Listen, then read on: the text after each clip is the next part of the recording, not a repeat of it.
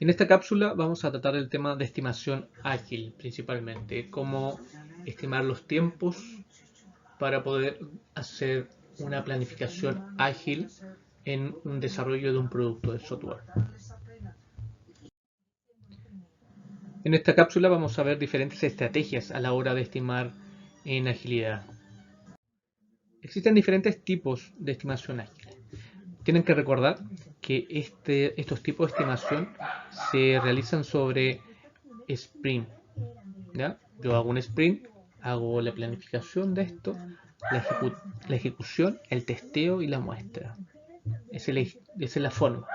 Ahora, dentro de estos tipos tenemos puntos de historia, donde se usa una interpretación de un número. Y aquí se orienta principalmente al grado de complejidad y se utiliza una serie, principalmente la secuencia Fibonacci, que vamos a ver un poco más adelante con estos puntos de historia, ¿ya? También tenemos otro punto de historia, que además de lo que mencionábamos anteriormente, aquí también hay una estrategia diferente, donde se interpreta estos puntos de historia como tiempo y como el esfuerzo ideal, ¿ya? Que es otra forma de mirarlo. Arriba estamos viendo el punto de complejidad, en este punto de historia se habla de tiempo y el esfuerzo. Otro de los tipos de estimación es el tiempo ideal, que es un rango continuo. Directamente, por ejemplo, se define a través de ítems.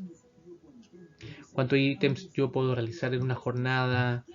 Y así poder validar y medir el tiempo transcurrido según la tarea que estoy realizando, con un sentido mucho más real de todo el desarrollo que voy realizando. Aquí hay horas en la oficina, por ejemplo, versus ideas y conocimiento aportado.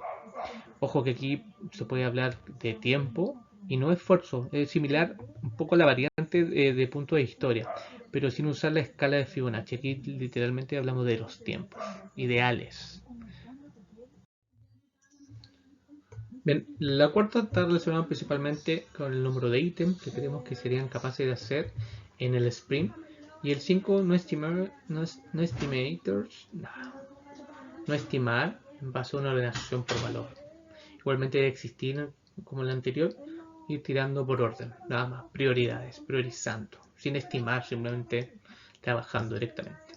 Bueno, todos estos tipos de estimación ágiles tienen sus pros y sus contras. Y obviamente uno los va viendo dependiendo de las circunstancias del proyecto, el nivel de madurez que puede tener un equipo de trabajo, su situación de partida y la situación del producto con el que trabaja y muchos otros. No es necesario usar uno y el otro, simplemente ir adaptándose a la necesidad del producto. Bueno, aquí obviamente la más conocida y por muchos líderes en el mundo ágil utilizada es la 1, que está basada en los puntos de función, puntos de historia.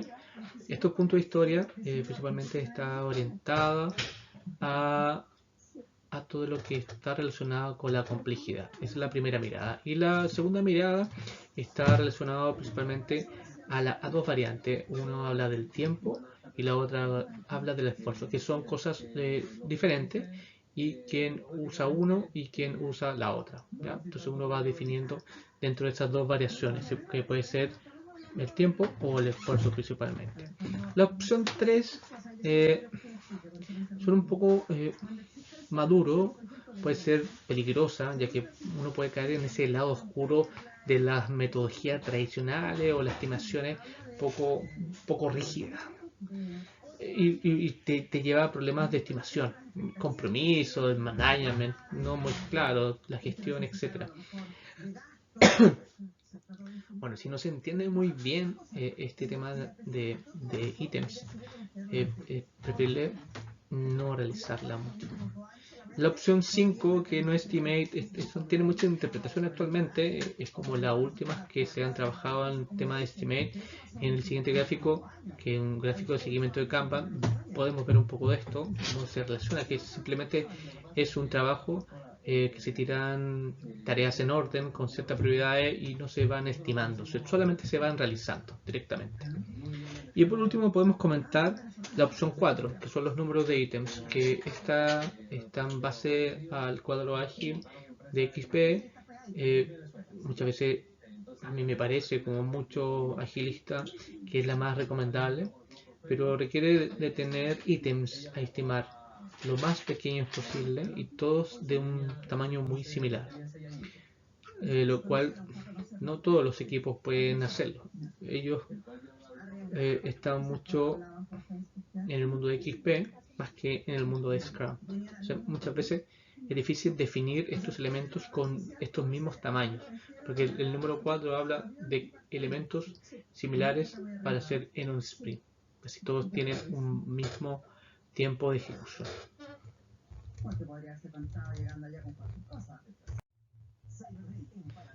Bueno, en este diagrama, que lo más seguro sea lo más usado en el tema de estimación de agilidad, está basado principalmente en Kanban, me permite de cierta forma ver dos elementos principalmente. Uno, el eje X, que está relacionado un poco, que puede ser escala temporal.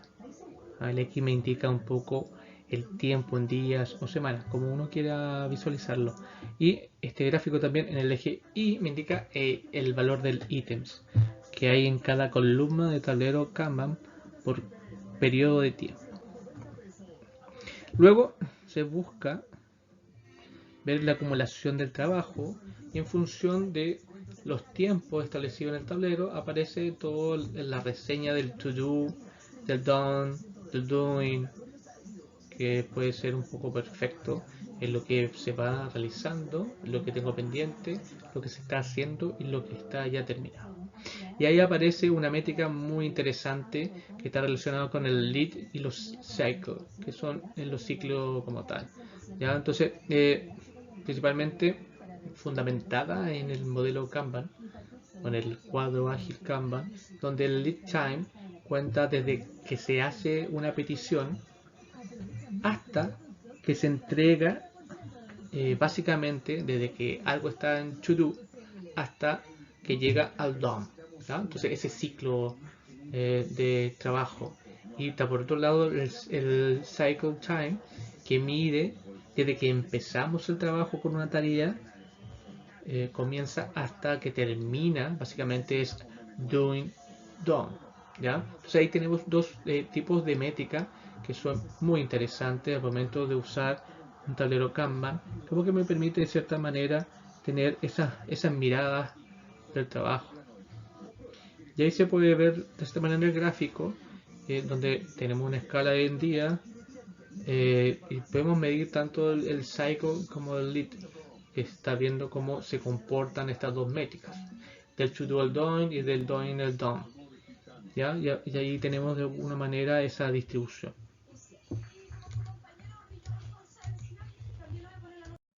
Para las historias de usuario, si vamos a utilizar la historia de usuario, o ustedes van a utilizar la historia de usuario para hacer su planificación y su estimación de esfuerzo del proyecto, ya lo saben, se utiliza el modelo INVEST, que significa, según su sigla, independiente, negociable, valiosa, estimable, pequeña y testeable. ¿Ya? Ahí está un poco las definiciones y a partir de eso uno tiene que ir definiendo estas historias de usuario que pueden ser bastante útiles al momento de desarrollar alguna aplicación. ¿Qué deriva la historia de usuario? Cuando se está empezando un proyecto difícil, muchas veces hay que tener una visión de lo más alto y ver los objetos un poco más generales. Y a partir de eso se realizan las primeras historias de usuario. Suelen ser muy grandes muchas veces y estas historias de usuario se llaman epics, ¿ya? O épicas. Y a partir de esta épica son importantes que no son estimables. Necesitamos independizarlas para trabajar con historias de usuario. O sea, tomamos estas épicas y las transformamos en historias de usuario. Una historia de usuario debe contar con la propiedad invest. Invest significa independiente, negociable, valiosa, estimable, pequeña y comprobable. ¿Ya? Un poco ahí pueden ver las definiciones de cada uno de Invent. Y a partir de eso tenemos que es de esta propiedad de Inverse se deriva de los criterios de aceptación que comentamos anteriormente. Entonces los criterios de aceptación son especificaciones de los escenarios de prueba para comprobar que estamos cumpliendo con los diferentes procesos o productos esperados y definidos en la historia de usuario. Estos criterios se suman a los detalles de calidad que podemos entregar en el proceso, y además también se conocen desde antes los criterios o condiciones de satisfacción y las pruebas de aceptación que podemos tener con respecto al desarrollo. Ustedes ya saben cómo generar historias de usuario. Ya saben cuáles son los tipos de estimación ágiles que se puedan utilizar. En esta cápsula, en esta presentación, mejor dicho, veremos elementos que me permitan usar los dos primeros tipos de historia de usuario, y en clase veremos otro tipo para presentarlo. Pero importante que dentro de al momento de tener historia de usuario, ítems de desarrollo, etcétera, ustedes deben priorizarlos. Y dentro de esta priorización, la técnica que yo les recomiendo es la de Moscú, porque simplemente es muy sencilla. Aquí el Moscú, el AM de Settle Must, te indica requisitos fundamentales y obligatorios para satisfacer la necesidad del negocio. ¿Cuáles son esos requisitos que ustedes sí o sí tienen que implementar, desarrollar o construir? La S, que habla de should, que son requisitos que deberían ser cumplidos en la medida de lo posible. O sea, el éxito del proyecto o servicio no dependerán directamente del cumplimiento de estos requisitos. O sea, uno tiene que ver qué elementos quizás podrían ser importantes. Y el code, que la letra C, que son requisitos que son interesantes que cumpla el servicio. Se trata de requisitos adicionales que pueden aparecer espontáneamente por el cliente, pueden aparecer dentro de este mismo análisis, dentro del grupo de trabajo, que ustedes mismos podrían decir, oh, esto podría ser, pero es necesario, ya, se puede dejar de lado. Y el último, que el want, que es principalmente cuáles son los requisitos que no es necesario implementar y que pueden quedar para el futuro. Eso es importante. Siempre pensar en priorizar cuando estamos hablando de estos marcos ágiles de desarrollo. Porque con esto el desperdicio va a bajar considerablemente. Bien, ahora veremos algunos métodos o técnicas que a ustedes los pueden ayudar en uno u otro tipo de priorización, perdón, otro tipo de estimación ágil dentro de un proyecto. El método el tiempo de ayer, que es lo que significa yesterday, es un término de programación extrema, ¿ya? Del marco ágil XP. Esto principalmente se utiliza para evitar que los equipos que se comprometen demasiado durante los sprints y las iteraciones. La historia es algo muy parecido a lo que les voy a contar. En esta historia, érase una vez un gobierno que gastó una gran cantidad de dinero en un satélite de predicción de meteorología. Tardaron años, costó millones de dólares, pero finalmente pudieron lanzar un satélite que pudo predecir con precisión el clima. Aproximadamente tenía una precisión del 70%, que no está nada mal. Bueno, fue entonces cuando alguien se dio cuenta de que si simplemente dijera el clima de hoy será el mismo que el clima de ayer, también sería una probabilidad del 70% en el tiempo. Entonces, a partir de esta situación de predecir un tiempo que ya pasó, XP usó este concepto. O sea, el marco ágil de trabajo dijo, hey, interesante, me va a permitir evitar que los equipos se comprometan demasiado durante los sprints y iteraciones, ya que van a recordar que el futuro ya se ha hecho en el pasado. Entonces, esa es la mirada de alguna manera, que si yo tengo experiencia y sé lo que voy a demorar en algo, lo voy a tener súper claro, va a ser el tiempo de ayer. Entonces voy a tener una probabilidad del 70% para tener una propuesta de planificación, de desarrollo de proyectos. Bien, otro método son los conocidos puntos de historia, que es una estimación relativa. Aquí se utiliza un poco Fibonacci 1, 2, 3, 5, 7, 8. Entonces uno estima los perros de acuerdo con sus tamaños relativos. Entonces uno elige el perro más pequeño. Y eso lo utiliza como un story point, ¿no? Un punto de historia. Y a partir de eso puedo seleccionar el resto de los puntos de historia relativo con este que identifiqué. Si yo identifiqué que el chihuahua es mi 1 de estimación, entonces ya sé que el resto va a tener, quizá si es un mismo chihuahua, va a tener 1. Si es un labrador, que es mucho más grande, va a tener 5 puntos de historia. Un dogo alemán, que es mucho más grande, va a tener 8 puntos de historia. Un San Bernardo va a tener 13 puntos de historia por el tamaño. El Chow Chow quizá va a tener 3 puntos o 5 puntos de historia. Dependiendo cómo comparemos estas tareas relativas, podemos generar puntos de historia de estimación. Y así con la historia de usuario. Yo puedo generar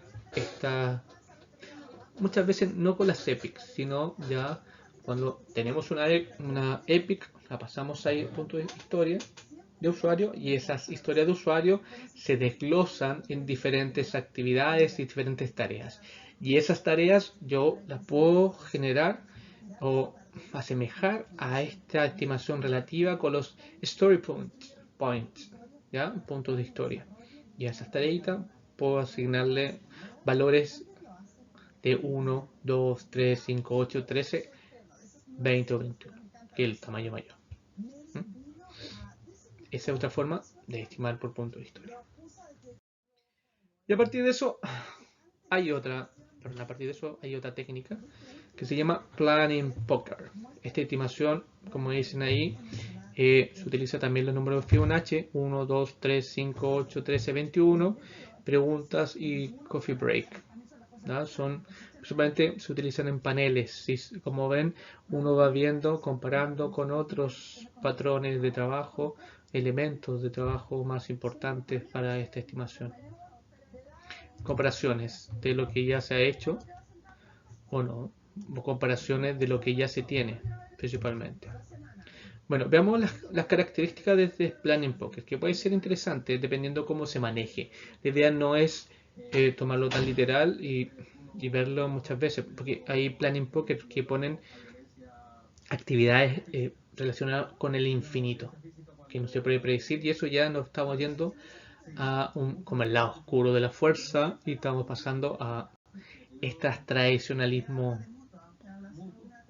existente en agilidad. Bien, esta característica es una técnica de estimación basada en consenso, porque para esto se trabaja en grupo.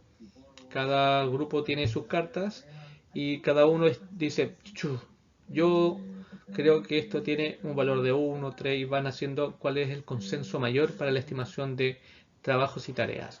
Esto fue definido en el 2002 por James Gremmin, frecuentemente usado en todas las didácticas de Scrum y XP, y eso hace reuniones más cortas y productivas, porque está enfocado principalmente a definir esto.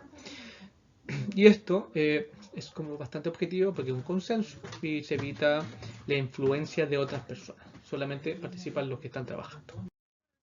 Bien. Poker Planning. En sí se utiliza en reuniones.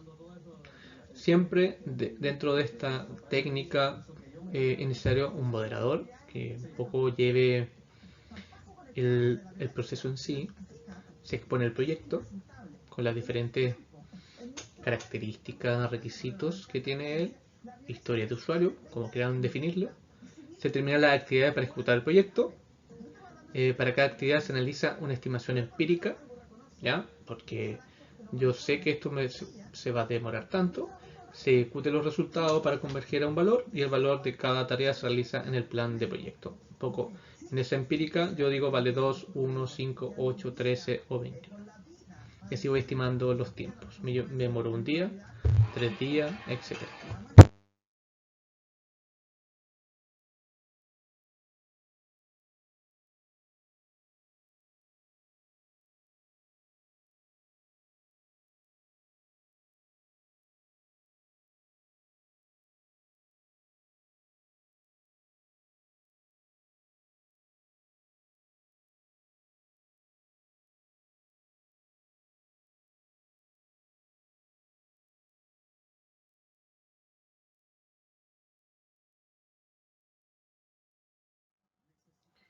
Bien, aquí hay un ejemplo de un planning poker.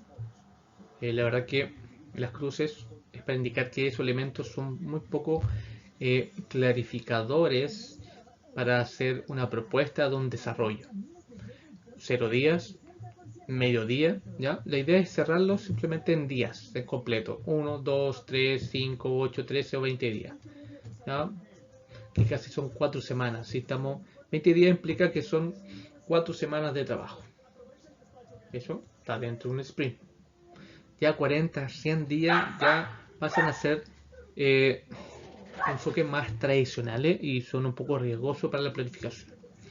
Bueno, cuando son proyectos muy grandes, la taza de café se utiliza para los tiempos de descanso y las preguntas principalmente para aquellos elementos o requisitos o historias de usuario o items que pueden ser un poco difusos, ambiguos y no hay mucha claridad al respecto y se deja pendiente por un segundo o se le hace una consulta directa al product owner o al cliente si está presente para poder definir con mayor claridad ese requisito.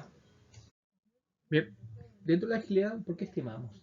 Hemos visto la no estimate también que es una forma de trabajar de forma constante y no preocuparse de estimaciones de tiempo, sino trabajar y echarle para adelante, simplemente. Es una forma que se está trabajando también bastante últimamente.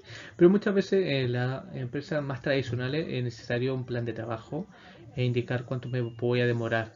Entonces, y eso está enfocado principalmente con estos 4 elementos.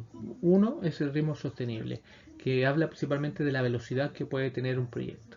Si yo tengo un ritmo sostenible que voy desarrollando con un tiempo constante, el proyecto se puede ir generando muy fácilmente en el tiempo comprometido. Dentro de estos proyectos de agilidad, la conversación es fundamental. Como se han dado cuenta, existen muchos elementos que te llevan a tener un trabajo más colaborativo. Y esto principalmente está relacionado con la gestión de la expectativa que puede tener el cliente. Porque como se tienen reuniones sucesivas y constantes con el cliente, mostrándole avance de diferentes situaciones, es muy bien visto estos métodos de estimación porque me permiten que el cliente tenga súper claro en qué momento le vamos a entregar algo funcionando. Un MVP como ya lo saben. Entonces aquí en esto estamos estimando principalmente el backlog, que eso es priorizarlo en una primera instancia. Podemos hacerlo a través de esta historia de usuario o dentro de este ejemplo vemos la definición de las diferentes historias de usuario con sus respectivos tamaños utilizando Fibonacci y tenemos 15 historias de usuario. Por ejemplo, como comprador quiero ver el listado de opciones de pago para escoger lo que más me interesa. Descripción, escritorio de aceptación y el tamaño, 5 historias. Y así con el resto.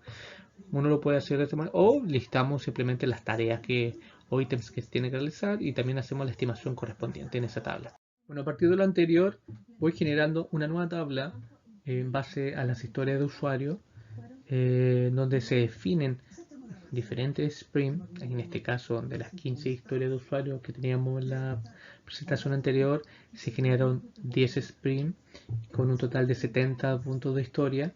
Entonces tenemos la línea roja, que es el ideal, donde parte con el primer sprint hasta el sprint 10, que debe ser en 0, y se va descontando de cierta manera todos los elementos. La idea es siempre ir sobre esa curva ideal. Si voy bajo esa curva, significa que voy un poquito atrasado.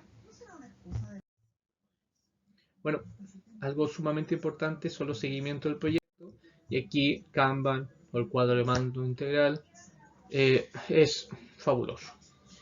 Y ahí tenemos los dos métricas del lead y del cycle, que me permiten ver las variaciones que tengo del hacer, del haciendo al hacer, y el to do por hacer, hasta el done del hecho. Entonces ahí tenemos esas técnicas que me permiten tener claridad cuánto es lo que me estoy demorando y cómo lo estoy haciendo.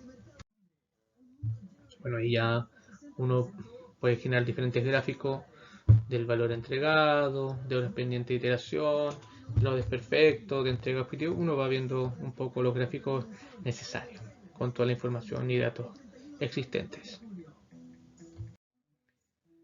Y el gráfico que vimos delante es el valor entregado, el burn up, que es el valor que se va quemando a medida que yo voy avanzando dentro de este desarrollo.